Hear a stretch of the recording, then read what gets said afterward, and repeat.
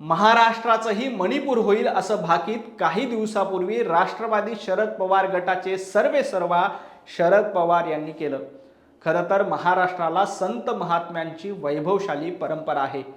बुडते हे जन देखवे न डोळा तुका मने कळवळा येत असे असं सांगणाऱ्या तुकोबांची परंपरा आहे। ही माती फक्त महाराष्ट्राची किंवा भारताचीच चिंता करते असं नाही, तर विश्व स्वधर्म सूर्य पाहो असं म्हणून जगासाठी पसायदान मागणाऱ्या ज्ञानेश्वर माऊलींची ही माती आहे। जगाचं कल्याण बघण्याची शिकवण याच भूमीनं आम्हाला दिली। त्यामुळे महाराष्ट्रात मणिपूर करण्याची कुणी कितीही तयारी केली तर महाराष्ट्रातील ही संत महंताची शिकवण महाराष्ट्राचं मणिपूर कधीच होऊ देणार नाहीत। महाराष्ट्राचं मणिपूर करण्याचं स्वप्न बघणाऱ्यांना महाराष्ट्रातल्या या गौरवशाली परंपरेचा विसर पडला का असा प्रश्न देखील या निमित्ताने पडतोय। एवढंच नाही तर माताच पार्वती देवी पिता देव महेश्वरा बांधवा शिवभक्ताच स्वदेशो भुवनत्रयम, फक्त विश्वकल्याणाची भाषा महाराष्ट्रानं केली नाही तर हे अवघं त्रिभुवन आपलंच आहे, सर्व बांधव आपलेच आहेत ही शिकवण या मातीनं दिली आहे। त्यामुळं महाराष्ट्राच्या या पवित्र मातीत कोणी मणिपूर करायचा प्रयत्न केला तर ते कधीही शक्य होणार नाही। एका बाजूला आदरणीय शरद पवार साहेब महाराष्ट्राचं मणिपूर होण्याचं भाकीत व्यक्त करतायत, तर दुसरीकडे उभाटा गटाचे सर्वेसर्वा उद्धव ठाकरे महाराष्ट्रात आपला सपना मणी मणी म्हणत मणिपूर करू इच्छित आहेत।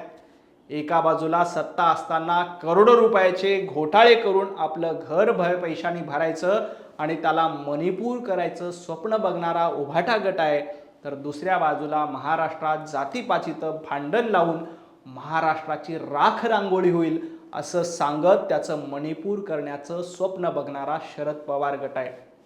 तिसरीकडे मात्र महाराष्ट्रातल्या प्रत्येक कानाकोपऱ्यात पोहोचून जलयुक्त शिवार आणि नदीजोड प्रकल्पाच्या माध्यमातून विदर्भ मराठवाड्यातील ओसाड मातीत मोती पिकवण्याचं स्वप्न बघणारे देवेंद्रजी फडणवीस आहेत।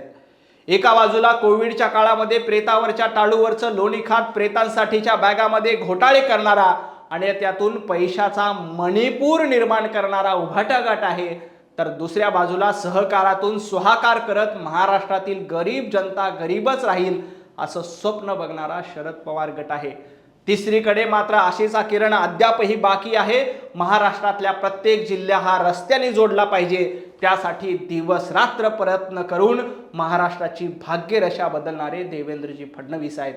एका बाजूला कोविडच्या काळामध्ये रुग्णांसाठी वाटल्या जाणाऱ्या खिचडीत घोटाळा करणारा उभाटा गट आहे, तर दुसऱ्या बाजूला 15 वर्ष सत्ता असताना सर्वसामान्य शेतकऱ्यांची फसवणूक करून त्यांचे कारखाने गिळंकृत करणारी प्रवृत्ती आहे। तर तिसरीकडे महाराष्ट्रातील शेतकऱ्यांना 1 रुपयांमध्ये पीक विमा आणि शेतकऱ्यांना मोफत वीज देऊन मायबाप शेतकऱ्यांचे अश्रू पुसणारे देवेंद्रजी फडणवीस आहेत। महाराष्ट्रातील या तिघांपैकी नेमकं कुणाला निवडायचं हे तुमच्या हातात आहे। स्वतःचं घर भरून स्वतःचं मणिपूर करायला निघणारे आणि किंवा जाळपोळीच्या माध्यमातून मणिपूर होईल असं भाकीत करणारे निवडायचे की महाराष्ट्राला क्रमांक 1 वर घेऊन जाऊन महाराष्ट्राची मान स्वाभिमान उंच करणारे देवेंद्रजी फडणवीस निवडायचे हे आपल्याला ठरवायचं आहे।